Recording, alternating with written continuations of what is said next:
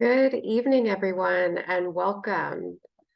We so appreciate you coming tonight to our community learning series, Air Pollution from Industry, Decisions and How You Can Influence Them. My name is Lisa Heron, and I work in the Environmental Support Division at the Michigan Department of Environment, Great Lakes, and Energy. I'll primarily be on the back end tonight and dropping information and prompts into the chat. In the meantime, we hope that you can answer the poll, our welcome poll. And with that, I'm going to turn it over to our moderator, Jen Dixon. Thank you, Lisa. Much appreciated. Yeah, I'm just watching folks kind of trickling in tonight. We're super excited to be able to bring this session to you. So one of the first things we want to do is just really thank everyone for joining us tonight. It's really great to have so many people interested in learning more about air permitting and really how to make a difference. So we're super thankful to have our community partners here in Flint for helping to make this happen and guide the content in the session. We wouldn't be here without them. So like Lisa said, my name's Jennifer Dixon, and I will be doing most of the moderating on tonight's learning session. But before we get started, I really want to start the introductions of who we have here tonight and how all of this came about. So over a year ago, and when I was putting this together, I couldn't remember exactly how long. It feels like it's been like a good long time in a positive way. So we started to work with our Flint partners and the US EPA to figure out ways we could partner on providing better access and understanding to air quality related topics. Our community partners wanted a plain language look at how state and federal environmental agencies work to protect public health and the environment, as well as how a community member and advocacy groups can make an impact. So it's really, really important. So our first session was more of an air quality 101, and it was held in Flint. It was recorded, and we'll definitely share that link out later if you're interested in checking that out.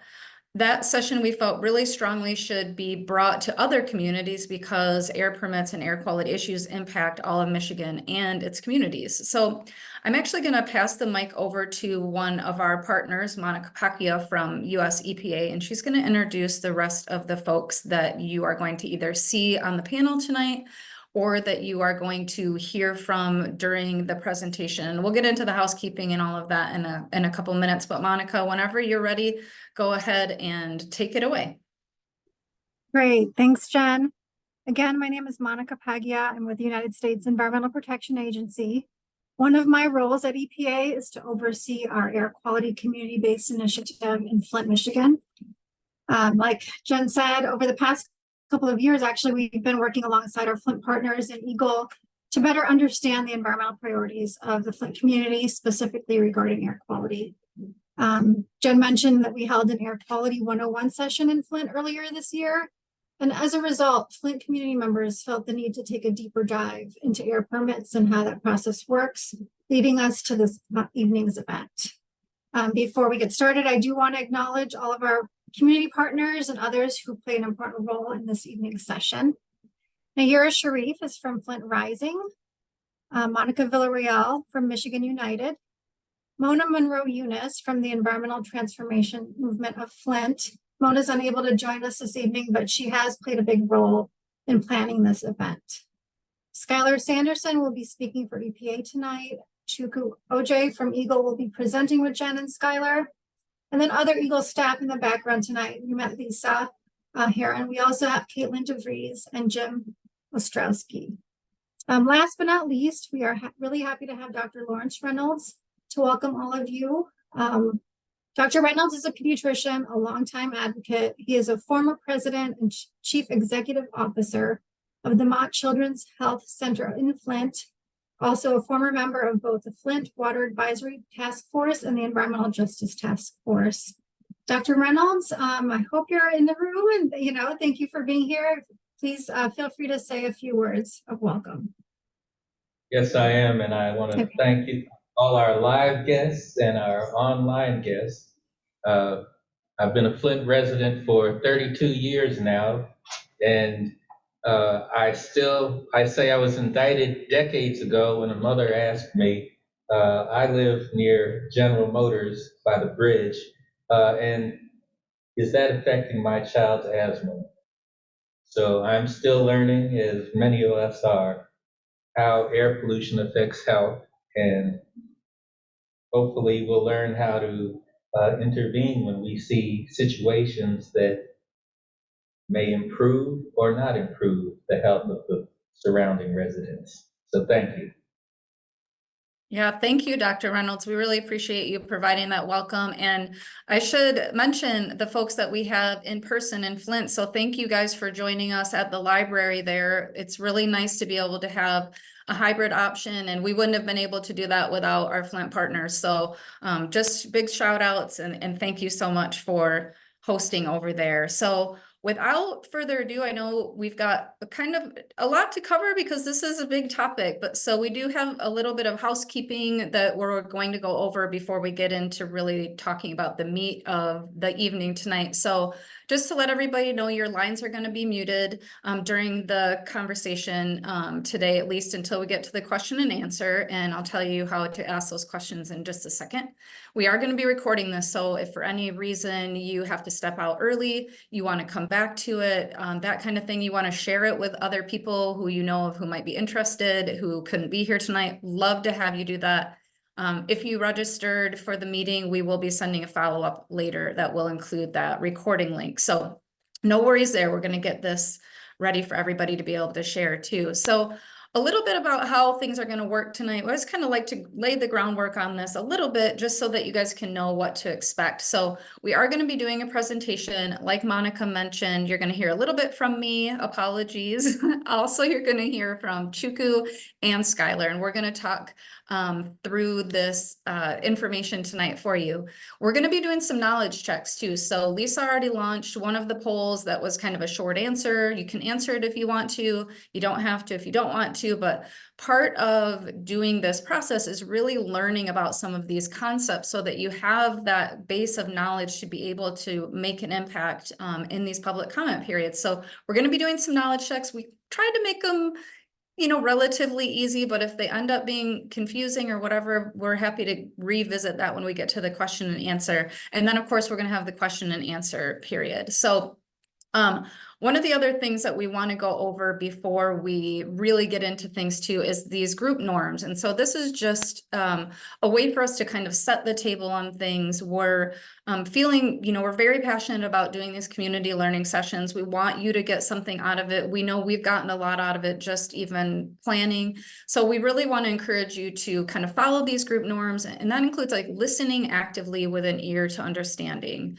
Ask questions of us and request clarification. So if there's something that you're not getting or it really just didn't make any sense, definitely ask us to clarify that. We'll try to talk about it in a different way. Criticize ideas, not individuals. That's just a really important part to just making sure that we communicate respectfully and then take space, make space. So if you want to say something, definitely raise your hand to do that. And if you're the one always talking, then definitely take a step back and listen. One other little piece of housekeeping before we go is very important. How do you ask a question? So that's a huge part of the night tonight. So as we go through the evening, we're going to be thinking about, or we want to encourage you, to put those questions into the question and answer box at any time. So if we're talking through something and you really, know you want to revisit that, feel free to do that. No pressure, you don't have to. When we get to that question and answer portion of the night, we will be able to have you raise your hand to ask a question verbally if you want to do that. Not sure if we have anybody calling in at this point, but I'll double check that later and just remind folks that you just need to press #2 on your phone to raise your hand as well. So we're going to start getting into it. I know you guys are excited as well. So this is the part of the night where we're going to really start talking about and giving you that presentation about air pollution from industry decisions and how you can influence them. Like I said, you're going to be mostly hearing from Chukwu and Skylar, and they're going to talk a little bit more about themselves when we get to that part of the night. But the one other thing that I want to go through before we really get started is what are our goals? So we've talked about our group norms. We really want to talk a little bit about what are our goals. So what do we as presenters and organizers want or hope that you all get out of this session today? So one of the things that sounds basic, but a lot of people don't really know what an air permit is. So we're going to kind of talk about what is an air permit. We're going to talk about what the state and federal roles are in air permitting. That's where Chukwu and Skylar are really going to come into play and kind of lay that out for you.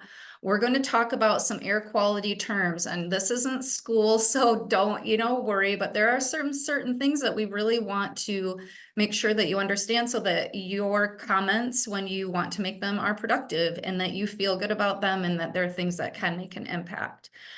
We're going to talk about what makes a permit go out for comment. That's really important. The Air Quality Division here in Michigan, we issue hundreds of permits every year, but only a handful of them go out to comment. Why is that? How do we decide that? So we'll talk a little bit about that. We'll talk about how do you make a comment, what comments can be given, and then what type of comments can make the most impact.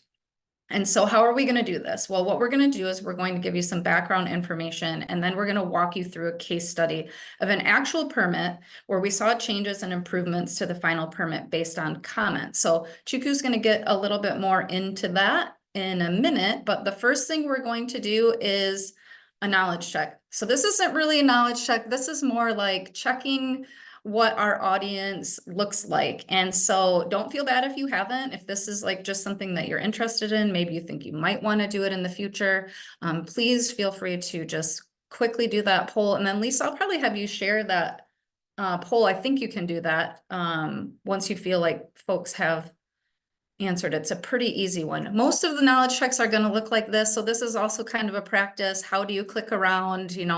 How do you do things there too? All right, so it looks like we're about 50-50, so that's actually pretty awesome. I wasn't sure how that was going to turn out, so that's great. Appreciate people bringing some knowledge to the conversation tonight, and then also really appreciative of folks, just trying to learn. All right, so the next thing I'm going to do is just talk really quickly about the two different agencies. So one of the things that people a lot of times get confused about. So a little background on me, I used to be an air inspector. So I'd go to factories and I'd do inspections. I'd look at all their equipment, look at, what their air releases were.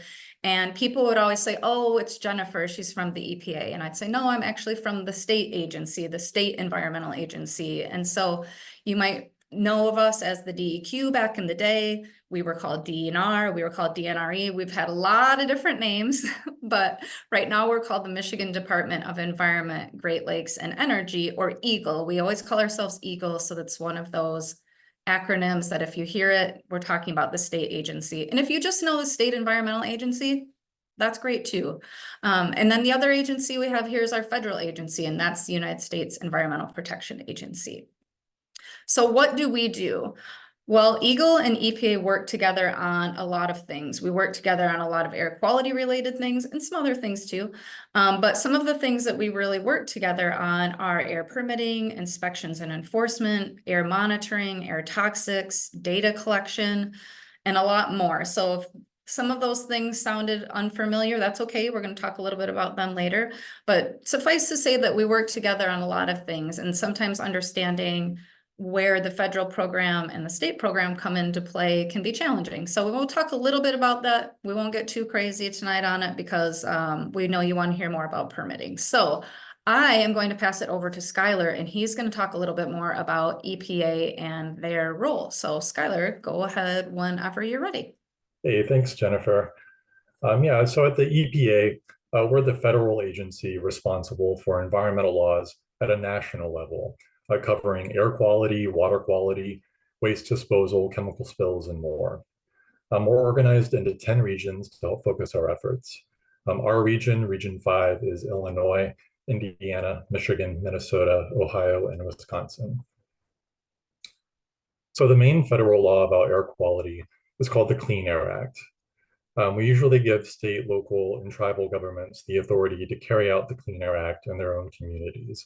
And we provide the policy and technical support they need to do that. This includes collecting and reviewing scientific data, including health data, writing and updating federal rules, answering questions about what those rules mean and how they apply, and providing updates when our rules are changed or reinterpreted by court decisions. We also help states run their air permit programs and make sure they're doing everything they need to do in the Clean Air Act. We do this by reviewing air permits, doing a complete program evaluation every couple of years, answering permit-related questions, and providing training to permit writers. And now Chuku is going to talk about Michigan State Agency responsible for air quality. Thank you very much, Skylar, and good evening, everyone. Before we get into the case study, I briefly want to talk about the Air Quality Division, who we are, and what we do. The Air Quality Division, or the AQD, is a division within EGLE that regulates companies releasing air pollutants in Michigan. The AQD gets its authority to do so from the EPA, and we perform various functions. They include air quality monitoring, inspections and enforcement, and reviewing air permit applications. To understand more about the air permitting process and review, let's get into our case study.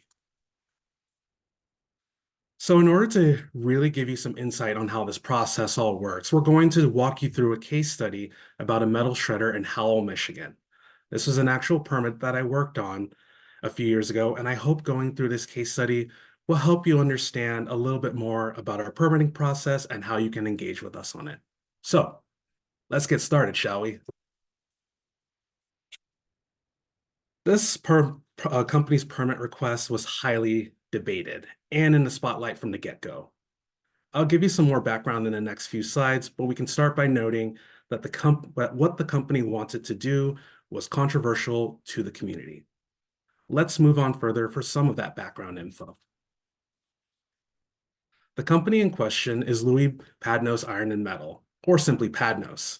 Back in 2019, Padnos applied for a permit to install a scrap metal shredder at an existing scrapyard in Howell. The shredder would scrap different types of metals, including, for example, refrigerators and cars. A permit was required because the shredder would release air pollutants.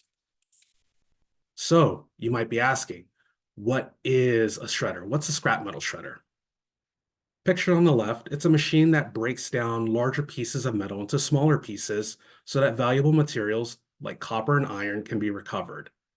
Pictured on the right is a nifty little diagram that shows how the process works from the materials that are loaded, then processed, and all of the valuable materials and waste separated out.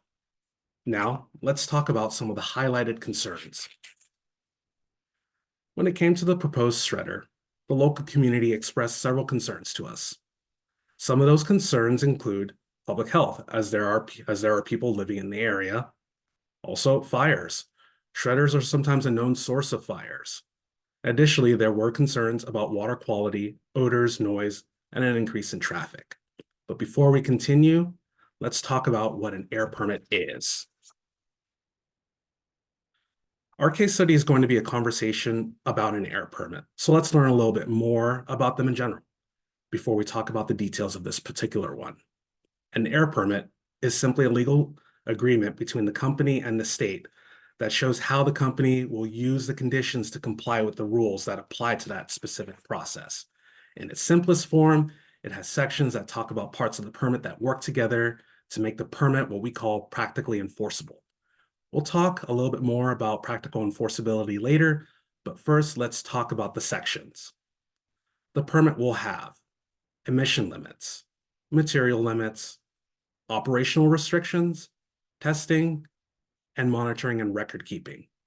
These are all important and are usually tied together. Let's go for a closer look. So looking closer at the sections of the air permit I mentioned in the previous slide, many times there are things that you can focus on when commenting. Before you see how they work together, let's talk about what they are. For the emission limit, it's a limit on each type of pollutant that can be released. Material limits are simply limits on how much of a material can be used, processed, etc. Operational restrictions talk about how the equipment must be operated, how many hours, and so on. Testing, it's a section that talks about how to verify the emission limits or that the equipment is operating as it should.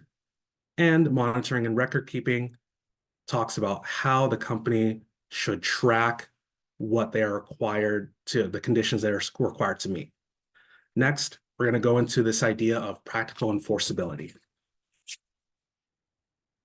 So, what's in practical enforceability? In a nutshell, practical enforceability is how the permit conditions work together, hand in hand to show how the permit, if followed, will meet the rules it needs to meet to be protective of public health and the environment. Let's walk through a quick example.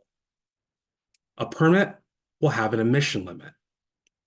How that company will show that they are meeting it, the operational restriction, and how that information must be kept, the record keeping. This is 3 of the 5 sections, which is very important. And let's look at why. Here's something we may see in the permit, and this is an example so you can get the idea of how they work together. You might have a permit with an emission limit of 58 pounds of particulate matter a day, and it could be basically dust, it could be very small dust. You could have operational restrictions that say you have to properly operate a baghouse, and a baghouse is a piece of equipment that we call a control device. It basically reduces the amount of dust released, and it can reduce dust releases by up to 99%. Lastly, monitoring and record keeping. A company may have to record the pressure drop across the control device once per day. Finally, we need a condition to prove that the baghouse is working like it is supposed to. And in cases like this, you may see a condition that requires the company to perform a test on the baghouse using a specific method to show that it is working. Each condition alone is not practically enforceable. It is when they work together that they become a tool to hold the company accountable for the pollutants that they emit and ensure that they stay below their emission limits. Now, we'll get into an example of a permit limit.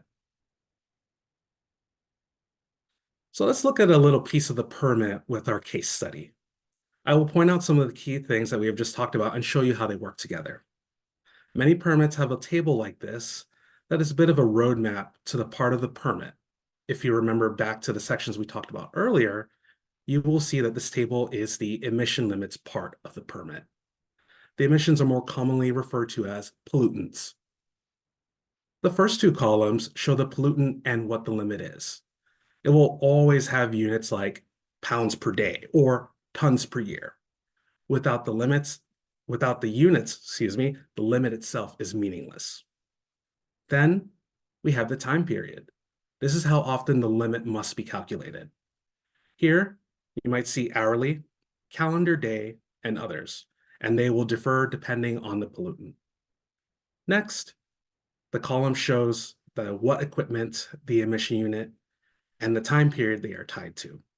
Sometimes it is simple and there's only one, but some complicated permits may have many listed. The monitoring and testing method is often an important part of the roadmap, as these letters and numbers refer to other parts of the permit that detail how the emission limit must be monitored and or tested for. As you can see here, there are often many things that must happen to meet those limits. The last column shows what we call the underlying applicable requirements, which is basically a fancy way of saying the rules. They're the rules. This column shows what rule is requiring a limit to be included in the permit. Having all the elements makes the permit practically enforceable and the limits provable.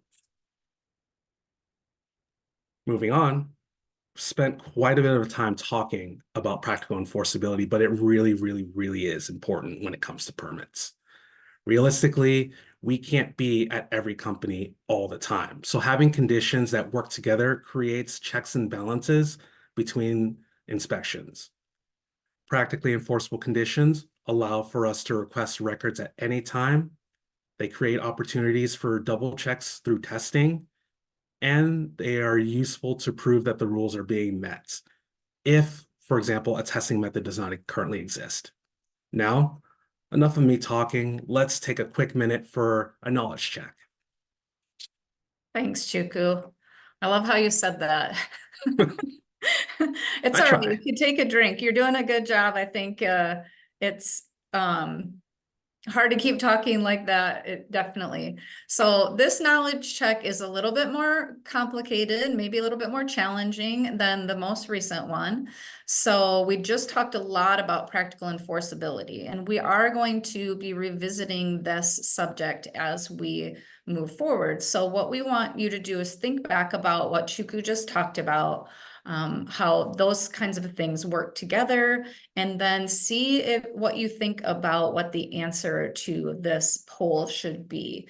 It's definitely one of those things that is a little bit more complicated a lot of times when it comes to reviewing a permit, but as members of the public that are trying to make important comments, this is definitely something that is important for you to understand how these things kind of work together. So Lisa, I don't know if you can share the poll. Yeah, that's great. So the answer to this question, so just to read it out loud here, what does a permit need to make it practically enforceable? A limit, a way to monitor the limit, record keeping to show compliance with the limit, all of the above are only A and C. So you're right. If you picked all of the above, that's absolutely right. It's really important that you kind of use that table roadmap to walk through the permit. And the permits can be very long. Some of them are 3 pages, some of them are 100 pages. So they can really vary depending on the complexity of what the company is asking for. So yeah, thank you so much for sharing that. Really, really appreciate it. I'm going to pass it back over to my friend Chuku, and he's going to take it away to kind of shift gears a little bit. We're going to talk about permits going out to comment. Thank you very much, Jen. So now that we have a better understanding of practical enforceability, let's shift gears and talk about why some permits are opened up for public comment and why some are not. Some permits automatically go out for comments, and some, like in our case study, are open for other reasons. With every application, there's a decision tree of sorts. First, we look at what the unrestricted releases would be. Since a company does not have a permit, they don't have a legal way to limit their releases, and we have no legal way to make them control or reduce their releases at this point. This is looking at what we call the company's worst case releases. We assume that they are using no ways to reduce their releases and that they are using the highest polluting material with the worst pollutants and that they are using them 24/7, 365. First, we ask ourselves, are the releases high enough to require public comment? There is a threshold for some pollutants that, if worst case emissions are over that threshold and the company does not want to limit under that threshold, then comment is required. This threshold varies for different pollutants and can also vary if the area is not meeting certain air quality standards. This may be a topic for another learning session. Then, if they are high enough, we must open the permit for comment. If not, then we are not required to. Then, are they high enough, but the company wants to take limits below the threshold, but above another threshold? This can be a bit in the weeds, but there is a small margin where even limiting the releases of a permit is still required to be open for comment. If it falls within this margin, we must open the permit for comment. If not, we are not required to. Finally, is there a known public interest? Sometimes, like with our case study, the worst case scenario releases would not have been over any threshold, even without restrictions. Using the start of our decision tree, public comment is not required. However, we knew that there was a lot of public interest, so we opened the permit for comment and held an informational session and hearing. Let's look at some quick examples of what we mean. So here's a chart that shows an example of what we call a major source. Here we see a blue line representing the threshold for what we call major source. That threshold for particulate matter is 100 tons per year. Major source and minor source are terms used for classifying facilities based on emission levels and can trigger various regulations. The company has unrestricted emissions that are above the threshold, and we can see that even with their restricted limits on the right, they are still over the threshold. This would require public comment. Now we have an example of a company that has unrestricted releases above the threshold.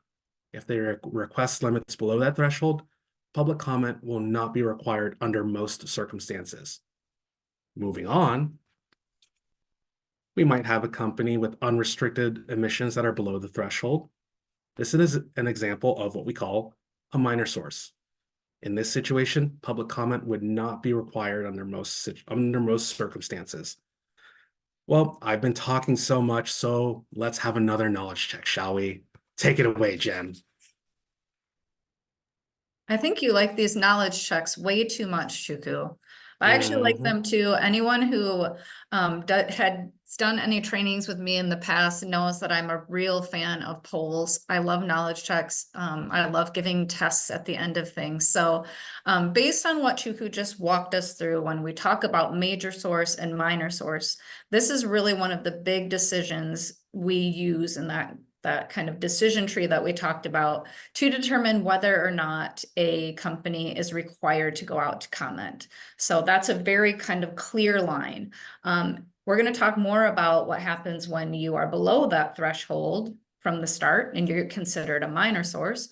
And how that decision is made. So Lisa, whenever you want to share those poll questions, I think people got these true and false is pretty good, I bet. Let's take a look. All right, that's good. All right, so true or false, a major source has unrestricted emissions of a pollutant over a certain threshold. So that's true. So think back to that chart where Chuku had that blue line, and then we have the two columns that went over that line, and those major sources are anything over that line. And we didn't talk too much about that. We just used that particulate matter, that really small dust as an example. True or false, minor sources are not required to be open for comment, but maybe for other reasons. So you guys did great on that one. Yes, that is absolutely true. We don't take a ton of minor sources out for comment. One of the biggest triggers to take a minor source out for comment is when we know there's a known public interest. So yeah, thanks a lot for sharing that, Lisa. Much appreciated. I'm going to get back to Chuku here. He's had enough of a break. So I want him to talk a little bit more about PADNOS and that case study and why the company ended up going out for comment. Will do. So let's walk through the decision tree that we talked about in relation to our case study and see how we ended up going out for comment. So the first question we asked was the company a major source? Are the releases high enough over the threshold that they are required to go out for comment? In this case, no. Next, were the worst case releases below the threshold? Yes, even without restrictions, so the company was considered a minor source. Normally, we could stop here, but in this case, we took it a step further and looked at whether there was a known public interest. There is, so the next question is there public interest or controversy? In this situation, yes, like the one we were talking about. And this is the main reason that we took out the PADNOS application out for public comment. We talked a lot about what an air permit is and why they go out for comment. Now let's look at how the permit application goes through the permitting process to get ready to come to you all for comment. First, the company plans to install or modify a piece of equipment and submits an application to us. Next, we receive the application from the company. Then, a permit engineer, such as myself, will review the application. And at this point, a permit is drafted if what the company is asking for will meet the rules. This is kind of an important step. Afterwards, the draft permit will go out to public comments. Then, after comments are received, we will review them and determine whether any changes are needed. And finally, a decision will be made on the draft permit. Now we have a quick overview of the permitting process, so I think it's time we finally got back to that case study. So the goal of the permit review is to write a permit that meets the rules and regulations and that is protective of public health and the environment. With that goal in mind, I want to highlight a few key items that came from the review. The draft permit that went out to comment included requirements to reduce dust releases from the facility. Since shredders are often a source of dust releases, we wanted to ensure that PADNOS was taking the right steps to prevent this. Additionally, we included testing conditions to make PADNOS verify their emission limits. One important thing to note is that Michigan has a set of rules that we call our air toxics rules. Michigan is one of a few states in the country that has these kinds of rules. And as part of looking at the rules, when I reviewed the application, I kind of noticed that the shredder is going to be located in an area where there were nearby lakes and streams. So we required PADNOS to perform a study to review the potential impacts of emissions like mercury in the surrounding environment. This study was reviewed by our own toxicologists. Lastly, and just to keep in mind, before any permit is issued, the company must be able to meet all applicable legal requirements, including health-based standards. Ultimately, that was the determination that was made before the permit was drafted. And before I continue, I should mention that we as a division have limitations on what we can look at. For example, we only have the authority to address air quality. So we can't look at impacts, for example, on water quality as part of our review. Additionally, when it comes to zoning, traffic, or noise, typically cities and counties have the authority to look over this. Going back to my water quality example, there are other divisions within EGLE that do have the authority to look at these environmental concerns. And each division will have its own set of legal authorities. Moving forward a bit, let's talk about the public comment period for this draft permit. So for the PADNOS draft permit, when we took the permit out to public comments, we also published documents that talked about how the review was performed. And this gave the public a chance to look at kind of how we came to our conclusions and how we drafted the conditions. By law, public comment must be at least 30 days, but we took this out for a 45-day period. And the special thing to note was that this was kind of one of the first virtual sessions that was held due to the pandemic. And at the session, we presented our review and the draft permit and held a Q&A session. At the end of that session, we held a hearing to take comments for the record. In the end, after the comment period concluded, we received 18 sets of written comments. We also received 3 voicemail comments. But before I move on, I do want to highlight some things again. So once you submit, you can submit a comment at any time during the comment period. 2, you can also speak directly with AQD staff, including the permit engineer, as their information will be published. And you may ask questions about the permit itself or about any aspect of the review. Lastly, you can submit comments during the hearing itself. Now, I want to hand it back to Skylar, who'll talk about EPA's involvement in the public comment process.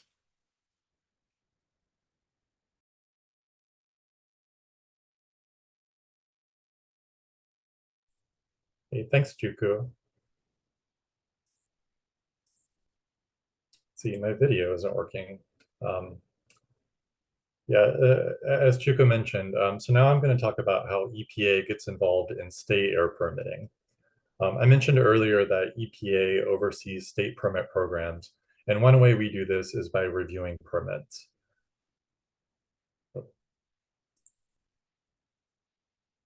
We usually do this in the same way a citizen would. We read through the permit and submit comments on it during the public comment period. First, we pick a permit we want to review. These are usually draft permits that are on public notice. And after we read through the permit, we typically reach out to the permit writer to ask questions or for more information. When we have all the information we need, we submit our comments. The state then has to respond to our comments before the final permit is issued. States issue far more draft permits than we have time to review, so we have to narrow it down somehow. And to help us, there are a couple of factors we consider when choosing permits to review.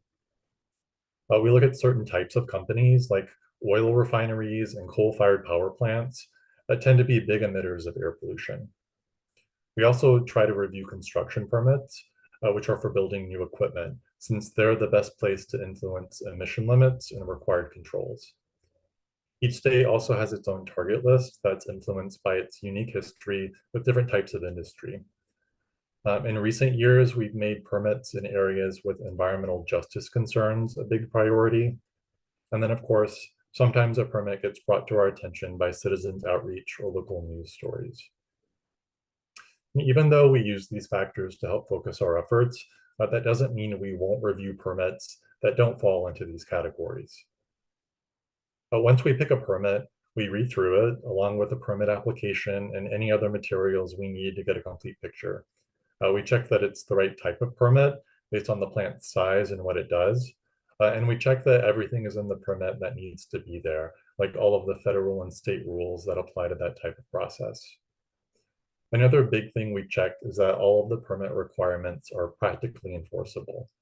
This means that each permit limit is clearly written, unambiguous, and has enough monitoring, record keeping, and reporting for us to know that they're obeying it. So the Patnos metal shredder came to our attention largely due to public interest. There was a story on a local news site about some of the controversy surrounding the permit, and we also got some questions from the public about it directly. This permit included limits for different pollutants like volatile organic compounds, which can form smog, PM10, which is particulate matter less than 10 microns in diameter, or about the width of saran wrap, and then PM2.5, which is particulate matter less than 2.5 microns in diameter, or about 1/30th the width of a human hair. The reviewer noticed that the permit only required one initial test of the shredder to show compliance with most of these limits. However, the types of materials that can be put through the shredder could vary quite a bit, resulting in different emissions at different times. The reviewer recommended that more frequent testing be required to ensure the shredder was meeting its limits over time. Similarly, the shredder had a limit for opacity, which is the amount of dust or smoke that you can see. This limit only had one initial test to show compliance and no day-to-day monitoring for visible emissions. So the reviewer recommended that more frequent monitoring be required. Both of these comments had to do with practical enforceability, making sure the shredder had to show compliance with its limits on a frequent basis in a way that AQD, EPA, and the public would be able to see and verify. So now Chuku is going to pick back up with a case study after these comments were submitted. Thank you so much, Skylar. As I mentioned earlier, we received 18 sets of written comments and 3 voicemail comments, including comments from EPA. There were 3 specific sets of comments that led to us making changes to the draft permit. First, there was a comment that we should make PADNOS track the amount of auto scrap processed, as this would make the VOC limit practically enforceable. This led to us including a condition in the permit that does just that. It requires PADNOS to track the amount of auto scrap process. Then there was another comment that stated that we should include emission limits for other pollutants such as mercury, and we should require testing for it. And this also led to us including emission limits for those pollutants and require PADNOS to test. And as Skylar mentioned, EPA had concerns about the frequency of testing. This led to us to include more frequent stack testing. Now, before I move on, you may have heard this term throughout. You may be thinking, what is a stack test? Or what does Chuku mean by testing? Well, a stack test is a type of test where typically releases are measured from a stack using a device. And that test and a stack is a sort of a type of tube of sorts where, it comes out of a building, and that is where the releases come from. And that stack test would be performed under a specific set of rules. And we as a division typically send out a representative to watch that test being performed. Now let's go into more detail about a specific comment. So here we have one of the specific comments referenced in the previous slide. I should mention that the first 2 comments referenced were provided by a consultant who was hired by a local community group. As you can see on the left, that commenter stated that we should have a limit for mercury along with the testing, and we did just that. You'll see on the right that we now have a mercury limit in the permit with testing as well. Now let's talk about the other side of this, comments that don't always lead to changes. Although we take comments on everything, like we mentioned before, some comments have the greater ability to influence the draft permit than others. In looking at our case study, there were comments that fell outside of our ability to make changes to the permit. Some of these were due to the limitations that we discussed before. For example, we got comments related to zoning. We also got comments in opposition to the project and there were comments that were not specific enough that just simply said more testing. And additionally, there might have been comments that may have been misunderstanding the conditions or a specific rule. And you may ask, what is an effective comment then? When looking at a draft permit, you may want to express your support or opposition to what a company is proposing. We're happy to take these types of comments, but they will not help decide whether or not the permit will be issued. What about getting the same comment more than once? Does it weigh more? While we do accept comments, multiple comments, multiple comments that say the same thing don't always carry the same weight. It's more about how, these related points, which include comments that relate to air quality and the draft permit, comments that call into question some aspect of the review, comments that point out an error in the review or a flaw in the draft conditions, and at a minimum, any comments that will kind of influence the permit should make us look back in our review. And one thing to note is that comments don't require a scientific background. It definitely is daunting to look at a permit if you've never seen one before, but one great asset that you have is you have the permit engineer, you have other AQD staff, and typically when these documents are published, their contact info will be published as well, and you are more than welcome to contact them and ask them questions. You can ask them to walk you through the permit. They'll gladly answer them, and if they are not, they will point you in the direction of someone who can. And from personal experience, I did field questions from the public, and they did ask me some really good questions. But enough of me for a bit. How about another knowledge check? What say you, Jen? I say yes. Thank you for talking about all of that. I think it's important to laying the groundwork for this. So I think one important thing that we don't want to do is discourage people from putting in comments about anything that they want. We often get comments on, I really don't want this company here, or I really do want this company here. Typically, we'll get one on each side of that or more. So we don't want to discourage people from giving comments that they want to give, but it's also really important to know that if there's things that you want to make a difference on, like the example that Chuku showed, what might lead to a change, or what kinds of comments can we address in our authority? So that's part of, us coming to chat with you tonight, is really kind of giving that information that there are certain things that we can definitely make changes on. There's certain things that maybe we would want to in an ideal world, but we can't. And then there's things that we just, we don't have the oversight over that, like zoning. I mean, I think a big thing is, and I'm kind of giving you the answer here, but one of the big things that we get questions on is, the citing of a company. Why is the company able to cite here? Why are they allowed to do that? And unfortunately, that's something that they, work with their local municipalities on many times before they even submit their permit application to us. Sometimes I think if they did ask us, we'd go, I don't think that's a great idea, but it's not within our authority to decide any of that or to require or make somebody do that. So you guys did great on this one. Thank you very much. Both A and B, yes. Emission limits, the technical review of the permit, emphasizing again what Chuku just talked about. If you're looking at this and you are like, I don't know what this is saying, I'm not sure about any of this. Even the high level summary that you wrote, Jennifer, is not giving me the information I need. Please get a hold of us. We can't emphasize that enough. We are a resource for the public as well as industry. So we definitely want folks to take advantage of that if they want to. So, all right, Chuku. So I think I am passing it back to you for some information about how you can get ready to make those comments. So I'm gonna pass it right back over to you. Fantastic. Thank you so much. So let's say next time you're thinking about commenting on a permit, think about some of the things we have talked about. For instance, are the limits practically enforceable?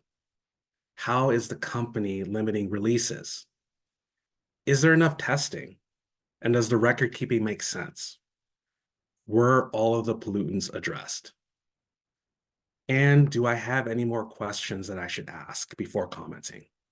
Again, talk to the permit engineer, or you can talk to the inspector as well if you have questions.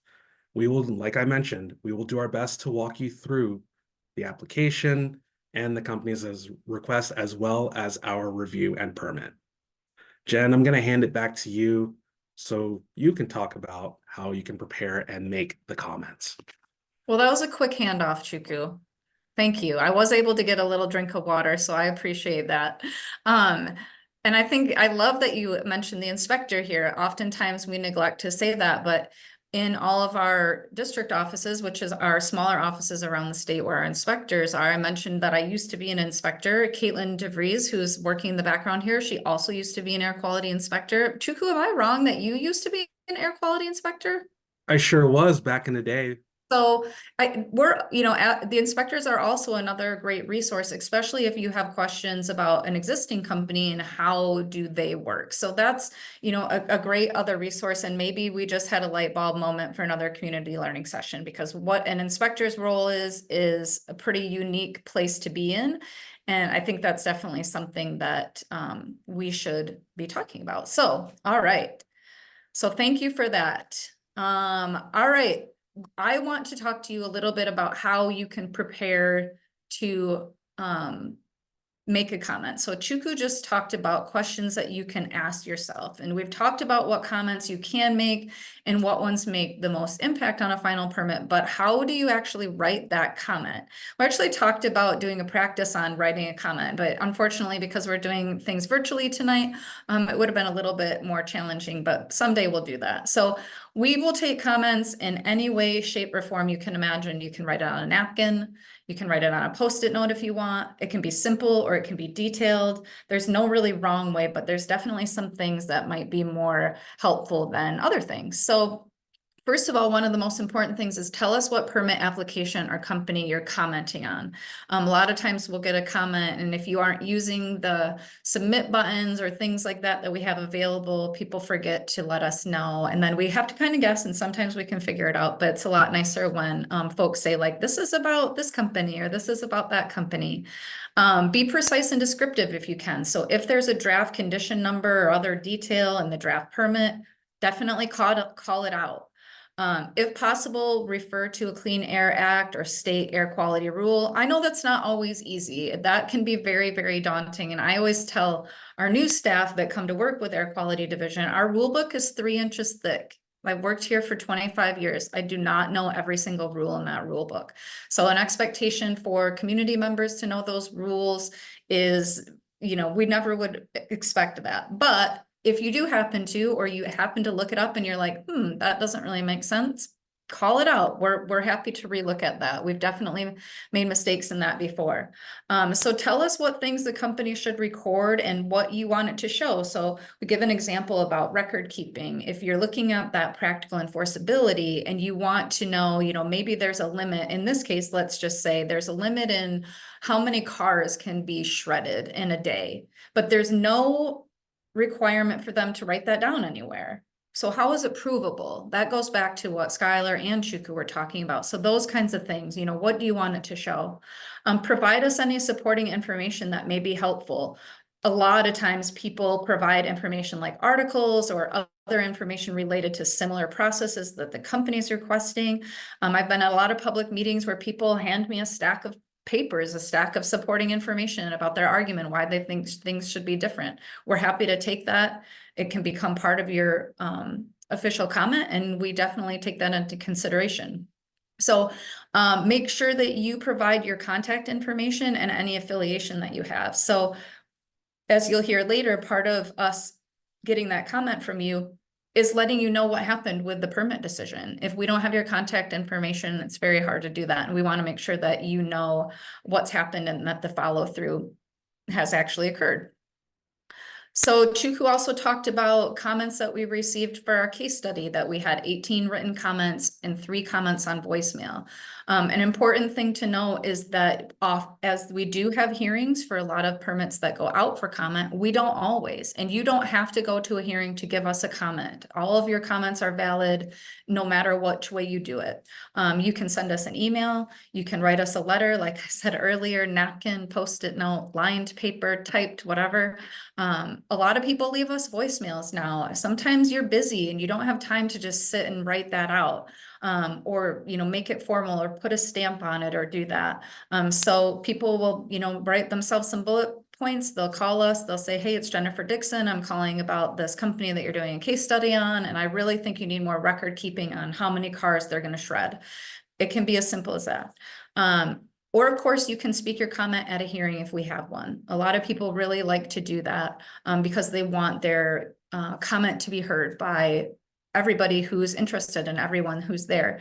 I'll talk to you a little bit more later on in the evening about how you can really see what other people commented on during the after the comment process is over, which can be pretty interesting. All right. But before we do that, we're going to do, I think these are our last knowledge checks of the day. So thank you very much for hanging with me on these. I do this to our staff too, just so you guys know. So it's not just members of the public who are tortured by knowledge checks, but it is really helpful for me to see if we're communicating appropriately about some of this stuff. And I tried to give you some true and falses. So true or false, you can comment through email, letter, by voicemail, or by speaking at a public meeting. Hopefully that one was really easy because I just talked to you about it. But this one is interesting. So a comment given one time has less weight than a comment given numerous times. So Chuku talked about this a little bit. And we don't want to discourage people. A lot of times advocacy groups, they're great at like getting people together and talking to us and kind of passing forward that same information. And it's not that we don't appreciate that. We will take it, but we just want you to know how that weighs in our decision making and if it does. So Lisa, whenever you're ready, you want to share those results and we'll talk through them a real quick minute here. So yeah, you guys are amazing. You're obviously listening, or I made the questions way too easy. So thank you very much for doing that. Really, really, really, really appreciate it. So the next thing we're going to talk about is the final decision. So I'm going to pass it back over to Chuku. He's going to talk a little bit about final decisions, what happened in our case study, and all of that good stuff. So Chuku, go right ahead. Thank you very much, Jen. Also stay on your toes because I'm probably going to hand it back to you soon. So there are three choices three decisions that can be made when looking at a permit application that has gone out for public. First, we can grant the permit as drafted. The next it could be that we grant the permit, but we make changes to it. Finally, we could deny the permit application altogether. Because we do not put out a draft permit that cannot meet the air quality divisions. Sorry, I'm getting tongue-tied. Because we do not put out a draft permit that cannot meet the air quality rules and regulations, denying a permit is very, very rare.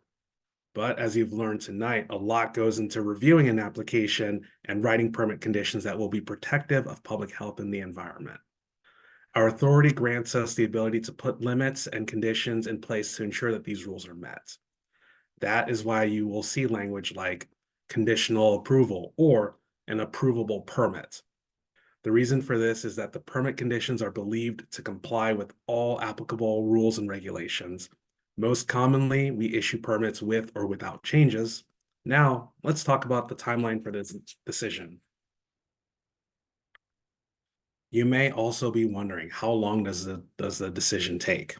Our favorite saying, and my favorite saying is, it depends, but it really, really does. You might wonder, how complicated is the permit? How many comments are there? How detailed are the comments? Was further review needed? We do have some rules that require us to make decisions within a certain number of days. However, these can be extended, but we do try to work within those timeframes whenever possible. For our case study, it took over a year to complete, and sometimes we go over our timelines, but it is rare and typically happens with the complicated or controversial permits. Now, handing it back to Jen, who will summarize what happens when the comment period ends. Thank you, Chuku. Yeah, that's one of my favorite sayings too. I usually say it to my children though, when they're asking me for things that I'm not really sure I should grant them. So it depends when it comes to permitting timelines. We do try to stick within our regulatory framework with those days that Chuku just talked about, but there are definitely occasions when those timelines get extended, and that, you know, that does happen. So what happens next? We've talked about the decision that could be made. Let's just say a decision's made, and I'm not going to let the cat out of the bag on this one, but you guys probably already know, but Chuku's going to talk about that in the next slide. But once the comment period closes, the permit engineer will review all the comments received for the permit application. We'll evaluate whether there are any comments that like the ones for the metal shredder we discussed earlier, make a difference. A response to comments document is prepared. So that's that document that we take all the comments that we received about the permit application and the draft permit conditions. We create a document that talks a little bit about the background of the permit, and then it talks about changes that were made based on comments, what those changes were, if any. And then we also include in there any comments that didn't make changes to the permits. And we try to address them, like even the ones that fall outside of our authority. Sometimes we'll give contact information for folks that can help with that question, you know, that kind of thing. The decision maker then reviews the response to comments document and the final permit, and then they make a decision on whether or not that permit should be granted and whether or not there should be changes. Then where you come in is all interested parties are notified about the decision. So remember when I talked about when you give a comment, please let us know who you are. This is when we will respond back to you and say, hey, you know, the permit decision was made, this was the decision, and here's some information that might be helpful for you. So a lot of times when I talk to folks that have made a comment, what they like to do is like, okay, well, I can't really tell if my comment made an impact on this permit or not. Where is it in the response to comments document? So a little bit about that. When you read that, you're not going to see Chuku OJ made a comment that stated, and then Chuku's whole comment. That would be hundreds and hundreds of pages, and we want to make sure the document is useful. Plus, Chuku would probably be long-winded, as we know. So his comment would be long. I'm teasing him. But what you'll see is you'll see a commenter had concerns about, or a commenter stated that things should be done this way, and then you'll see a response to that. Oftentimes we'll get many comments around the same issue, so we will kind of compile them together. So it's really important just to kind of look through that information. Again, that's not where it stops. If you have questions about that document or the decision, again, we're happy to talk to you about what went into that and answer any questions that you might have. So I think we're going to learn what happened now. What was the final decision on this permit, Chuku, and how was it made? All right, well, I'm here to answer that. I'm carrying us over the finish line. In the end, the permit was issued, but with multiple changes that were based on the comments received. Those comments included more emission limits and more frequent monitoring, more frequent testing. Instead of a one-time test, PADNOS will have to test once every 5 years. They'll also have to perform daily checks on their shredder to make sure dust is not being released. In addition to issuing the permit, we published a document that responded to the comments received. And while PADNOS did receive their permit, they still had to get their other permits before they could begin operations. To conclude this study, I kind of want to summarize a few things. First, as I mentioned, a permit from us does not grant permission to the facility to begin operating. They still have to get their other permits, and they still have to make sure that they're complying with other regulations. It, you know, kind of hinting at that, it does not override local rules. So for example, if a company gets a permit, but the city does not grant them the right to operate in a certain spot, they will not be able to operate at that location. Lastly, before a company can operate, it must get all of the required permits. So if a company requires a permit from another division within EGLE, guess what? It has to go there. And that concludes this case study. Thank you so much for your time, and I really hope that you all got something useful from this presentation. Yeah, I do too, Chuku. Thank you to both you and Skylar for walking us through all of that. Recognizing that it was a lot of information that we shared. You guys again did great on the knowledge checks. Really appreciate you taking the time to do that. I know we have some questions in the question and answer box, so we're going to start getting to those, but just letting you know that we're at that point of the night that if you have questions, again, we're happy to have you raise your hand and verbalize those questions. So reminder on how to do that is either click that raise hand icon at the bottom of your screen, or like I said, I don't think I'll just double check one thing. We do have some people calling in. So if you are calling in and you want to raise your hand, you're going to click #2 on your phone, and that's going to raise your hand for us. So Lisa, I'm going to get right into some of these questions. So I do really appreciate folks that ask questions as we were going along. So there was a few questions in here about public interest. How do we determine that? So, you know, that's kind of an interesting thing. And I think what I'm going to do is go into my favorite saying, which is it depends. There's a lot of different ways that we determine public interest. There isn't any specific metric like 3 people told us they were interested in that or anything like that. It really is a case-by-case determination that the permit engineer, the inspector, our management team will make when an application comes in. So we can talk just really briefly about what happens when an application comes in. One of the first things that the permit engineer does is decide or try to decide if this application needs to go out for public comment. Some of the things that we do are we look at that, is it going, you know, is it a major source or is it a minor source? That kind of stuff that Chuku walked through. Another thing that we do is we use EPA's EJ screening tool, their environmental justice screening tool, to kind of determine where is this facility. Another thing we do is talk to our inspectors and we say, if this is an existing facility, have we gotten complaints about it in the past? You know, what does the community say about it? How involved are they? There's a lot of different things that can go into public interest. We always err on the side of caution. We always err on, we think this might be of interest to people, even if it's not a permit we would normally put out to comment, and we put it out to comment. That may have kind of adjusted over the years. Like I said, I've been here for a really long time. I think, again, that could have kind of shifted the thinking behind that. But that's definitely one of the things that we think about when we're looking at what is, you know, our known public interest. So a lot of times it's history of the facility itself, history of the area around where the company wants to site themselves, that kinds of things. So I don't know, Chuku, I'm going to just pass it back to you in case you had anything else to add, maybe that I missed from your experience, but I think I might have got most of it. No, I think you covered it. No, I think you covered it all. Good. Well, that's good. All right. Awesome. Well, Catherine, I see that you have your hand up. So I'm going to have Lisa or Caitlin unmute you so you can go ahead and ask your question out loud if you want. Hello, thank you. Catherine Savoy from Detroit. And my question is to hear, I would like to hear EGLE's perspective on this, since it's very rare that EGLE actually denies a permit.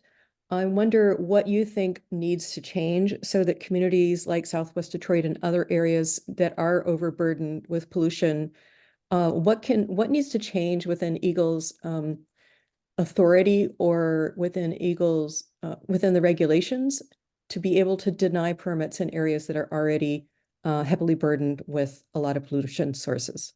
Thanks.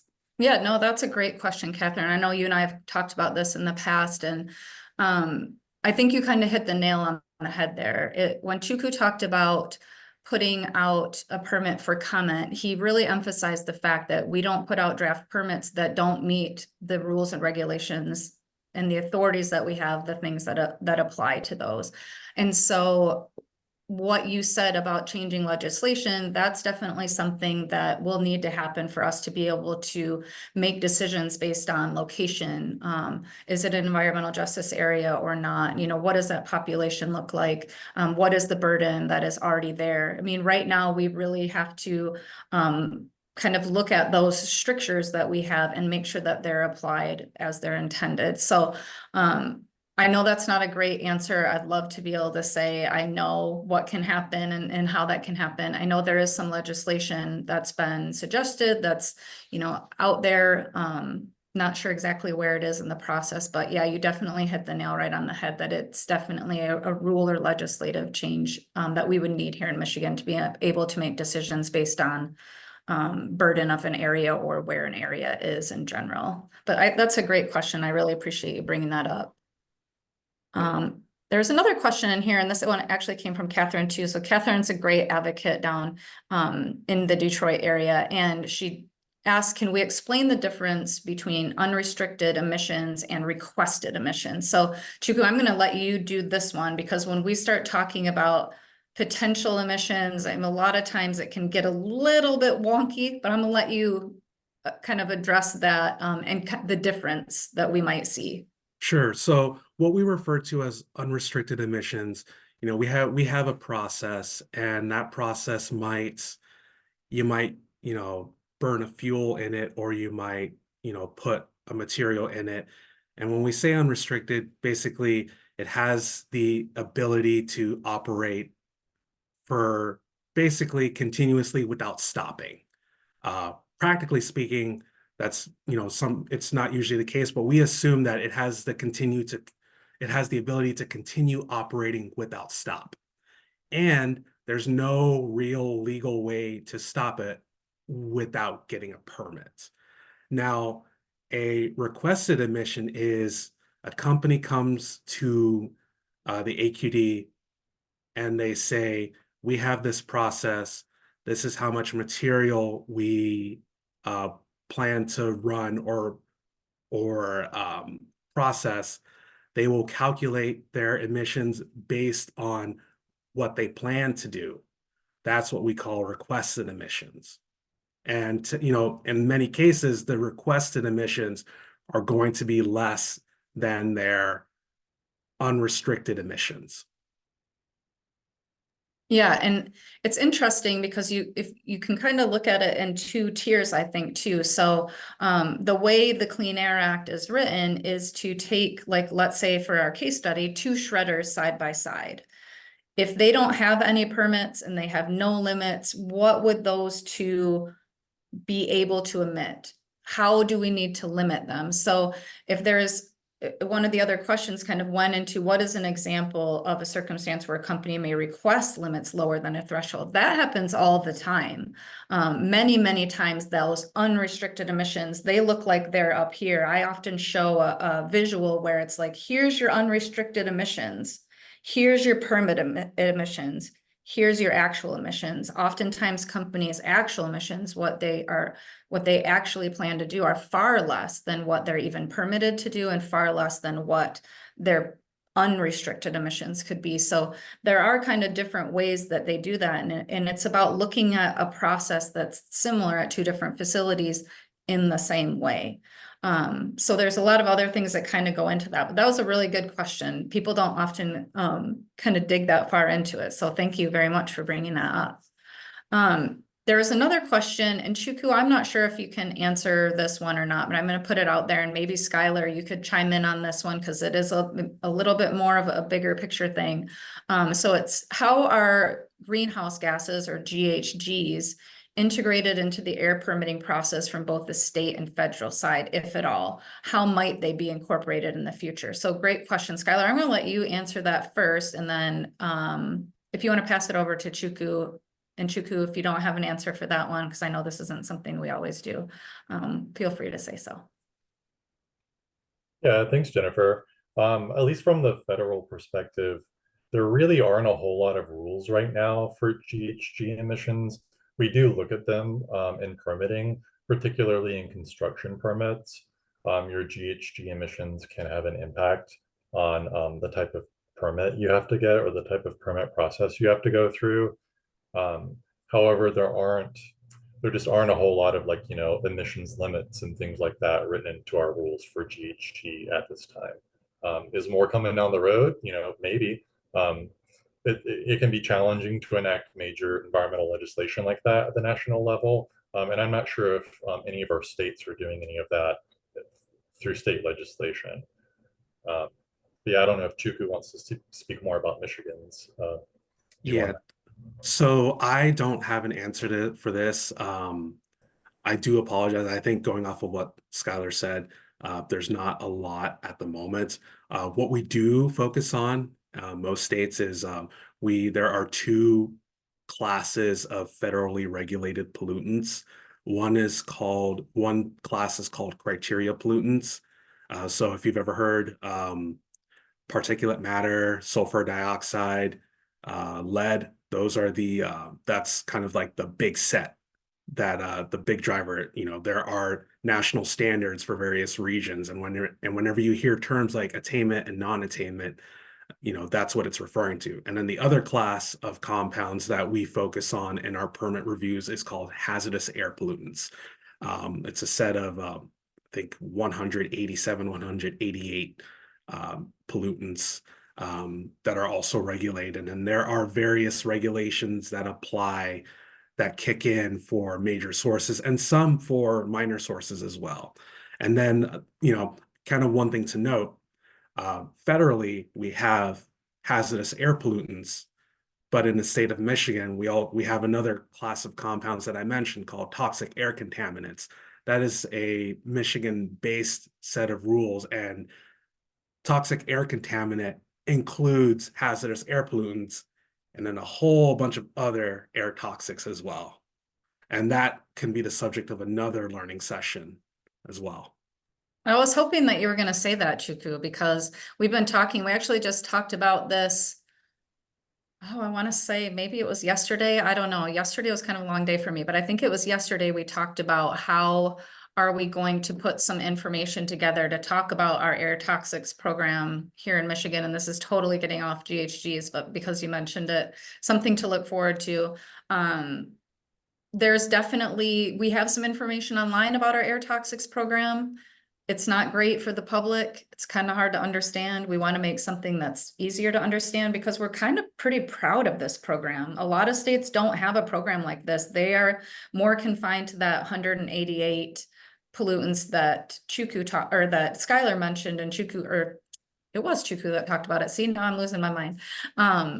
And they're a little bit more limited, where we have the ability, and even our rules and the way our air toxics rules are written, our air toxics unit, when we get new pollutants that come in that they haven't seen before. So example, for PFAS, when we really started seeing PFAS, we started seeing some things come in through our air permitting program. Our toxicologists were able to develop screening levels, health-based screening levels, to protect people from companies that were getting permits or wanted permits that were going to be having releases of those PFAS compounds. So it's a really great program that we have here in Michigan. We're pretty proud of it. So we do want to find some better ways to talk about it publicly. But getting back to those GHGs, Chuku, you're absolutely right. At this point, we don't really have a way that we permit those in Michigan. So I know that's not the best answer. There's definitely work being done and a lot of discussion that I hear rumblings on, but nothing definite. My Flint library, I want to see if you guys have any questions. I know, Dr. Reynolds, I see you're not sleeping over there. You've been learning a lot of stuff. So if there's any questions from the library, you guys can feel free to chime in as well. You can go ahead and unmute yourselves, I believe, if you have any over there. We don't really have any other questions in our question box, so give you guys a couple minutes here to ask any other ones that you might have. We definitely want to be here. Yeah, so library folks, what you got for me? I have one, and you mentioned the rule book. Say if you're filing a comment and you see a rule, how do you get access to the rule book to make sure you're responding to the correct concern? Oh, that is an awesome question. I love that. Okay, so that's perfect. So, and maybe we can, so I'll share the link to this, but it might need some instructions. So this is probably going way too far in the weeds, but our IT department requires us to have our rules online in a very specific, dumb way. I'm just saying that out loud. I know this is being recorded. It's kind of challenging to use. And then they're also like in this weird format where they're hard to use. So what I do is I go to our webpage, and maybe Caitlin's going to share this in the chat because I know she knows right where it is. The rules are broken down by parts. So it's part 1 through part 19, and each of the parts have like a content. Like part 1 is all the definitions. So there's all kinds of things that are defined. Like you'll find the word coding is defined in our definitions. That seems like everybody maybe knows that that's a paint, but a coating based on our definitions and our rules can be several different things. It can be an adhesive, it can be a coating, it can be all kinds of things.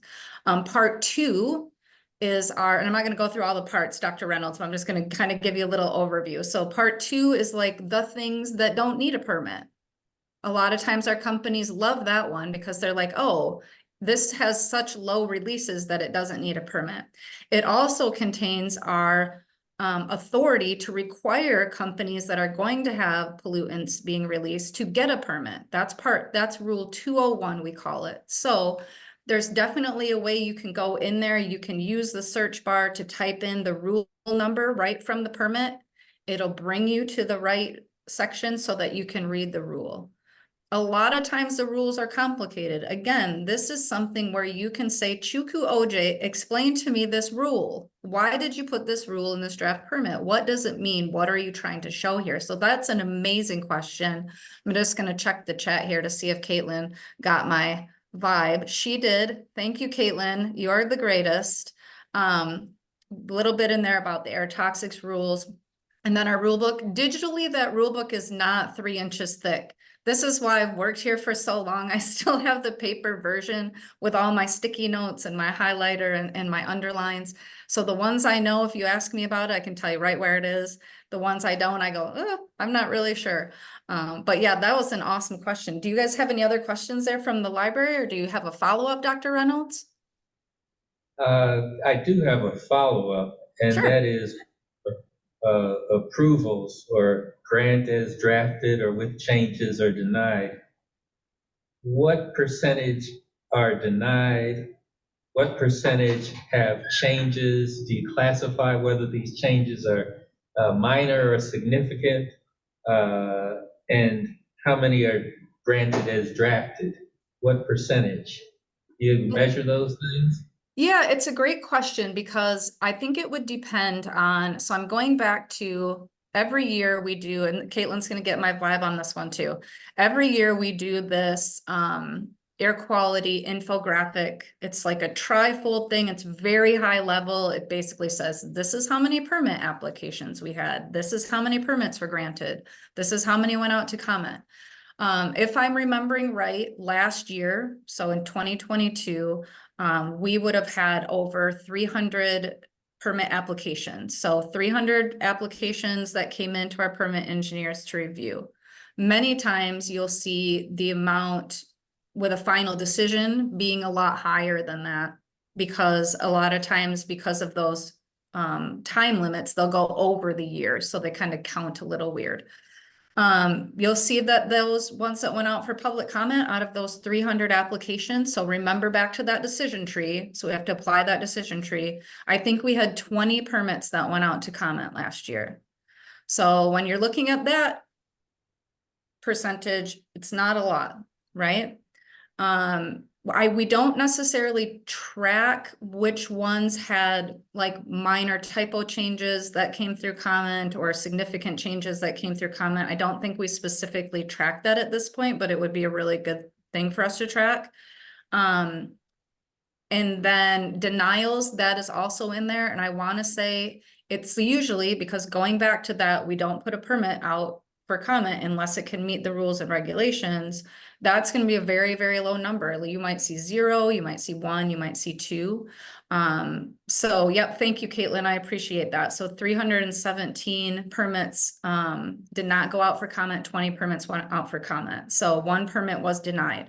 So what happens when a permit's denied, what typically happens is the company can't meet the rules and regulations. What they want to do won't cut the mustard. We can't, you know, they either don't want to do the things that they need to do to be able to meet the rules, That's typically what happens. Most times when a company's in that situation, they withdraw their application. Because they're like, well, we got to go back to the drawing board. This isn't going to meet the rules. We're not going to make the permit engineers go through all of this. Occasionally we have companies that just don't want to do that. And so that's when a permit will be denied. So I know that was probably a lot to answer your question. I think that was a great question. I know I don't have all the metrics to show you, but I wanted to give those numbers a little bit of context so that when you look at that infographic, you kind of understand where we're going with that. So any follow-ups on that one? Because I know I just gave you a lot of numbers. Jen, That was Oh just yeah, to go hear ahead. that 20 out of 317 had changes and only one would be denied. So I hope that means the applicants are following the regulations and are ethical. Yep.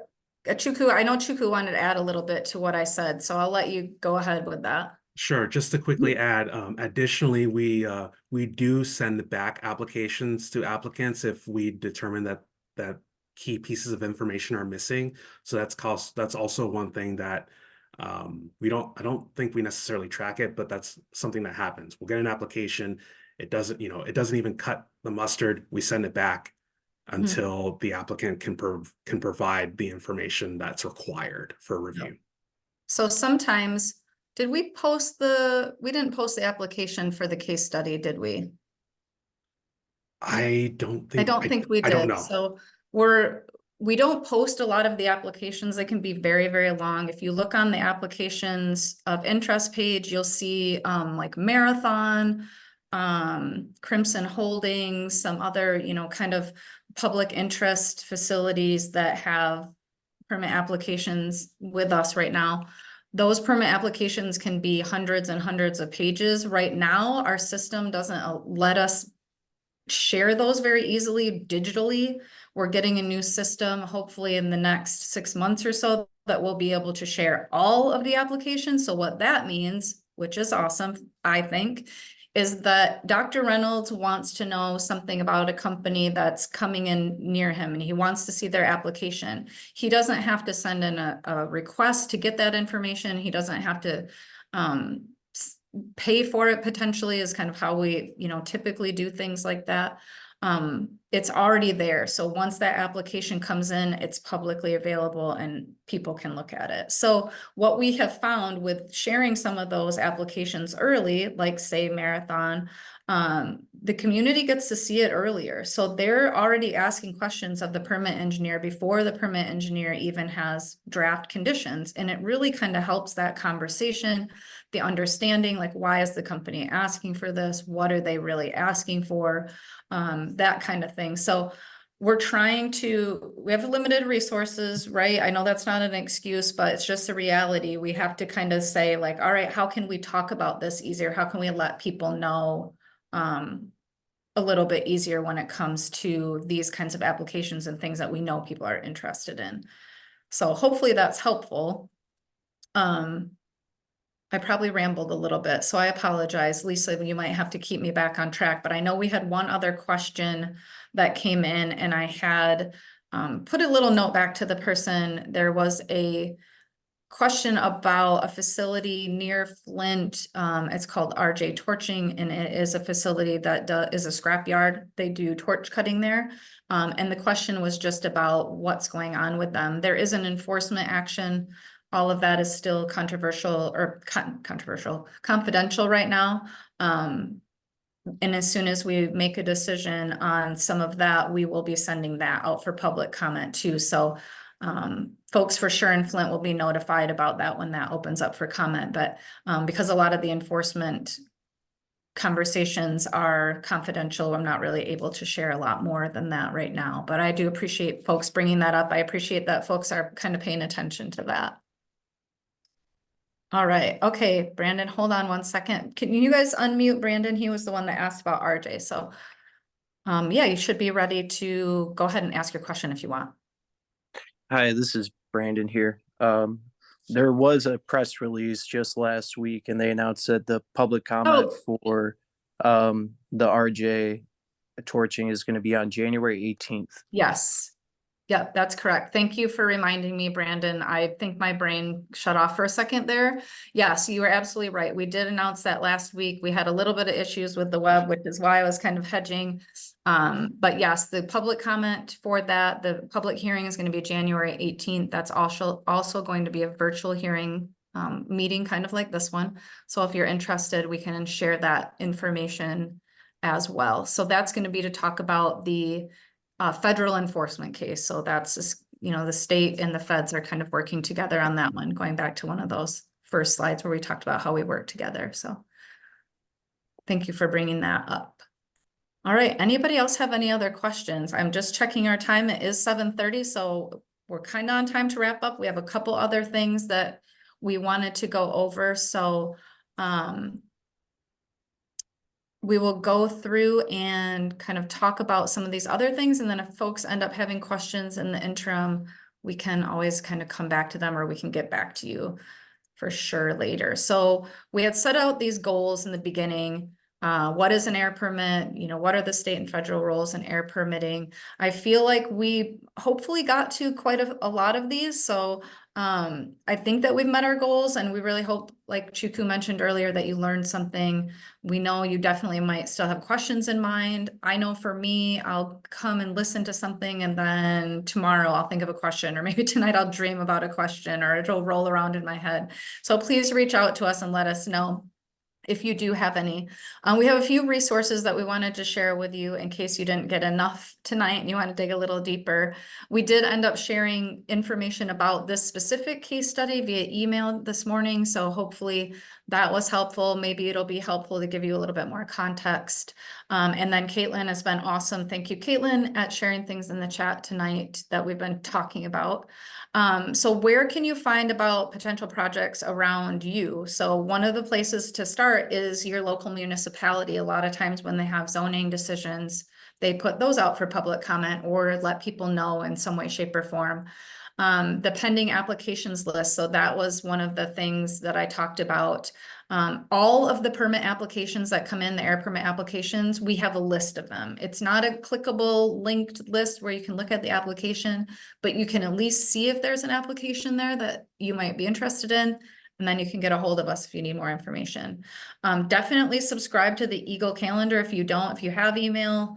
That you can set it up to get notified however you want. I do like a weekly email that just lets me know what's open for comment, that kind of thing.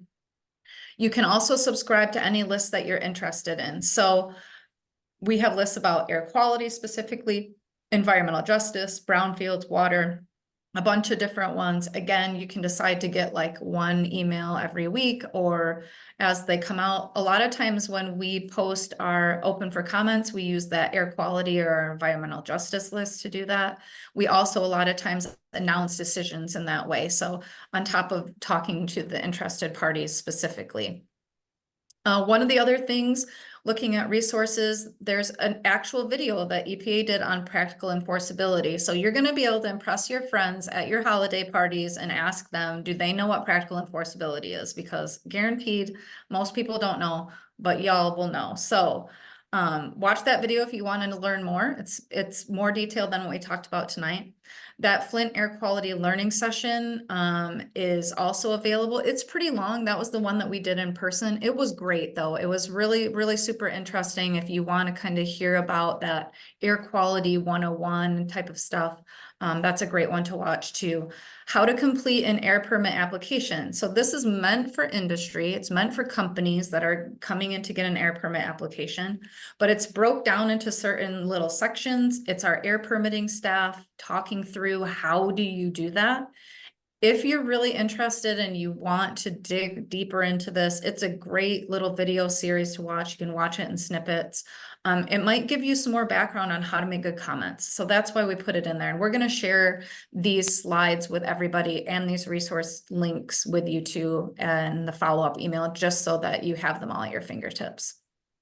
Find out more. Like I said, you can sign up for other information. You can also, one big thing I really want to mention with all the wildfires that we had this summer, those particulate matter, that's why we use that example, that really tiny dust, that we were all impacted by this summer here in Michigan at ground level is a really big deal for us, honestly. If you have not done this already, sign up for EnviroFlash. It will give you alerts to your phone, to your email, when you should take steps to protect yourself from not only little tiny dust like particulate matter, but also ozone in those certain circumstances. And we feel really strongly about that, so we're hoping that more folks sign up for it. You can also see that information on your weather app. Again, potential opportunity for another learning session in the future. So last but not least, not last, but one of the things that Lisa wanted to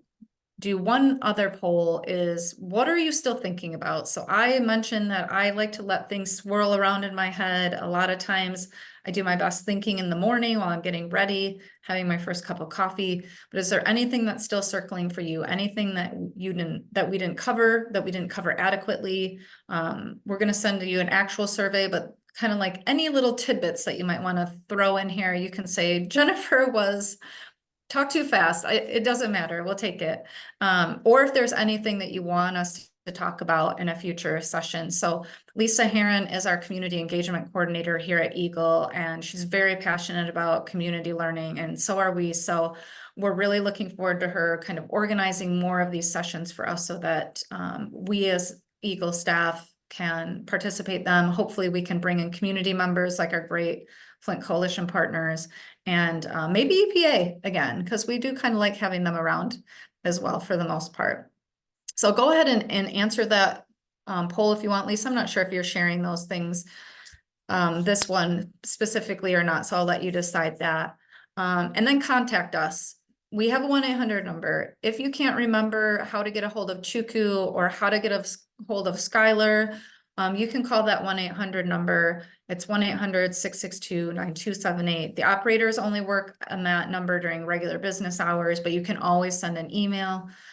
They will get you to the person who you need to talk to. If you need to talk to somebody at EPA, you can just ask for Chuku or ask for Jennifer or ask for Lisa or Caitlin, and we'll get you to the right person too. We're more than happy to do that as well. All right, so last but not least, thank you everyone for coming tonight. Thank you for participating. Thank you for the questions. Thank you so much to our Flint community partners, Dr. Reynolds, Flint Rising, Michigan United, Environmental Transformation Movement of Flint.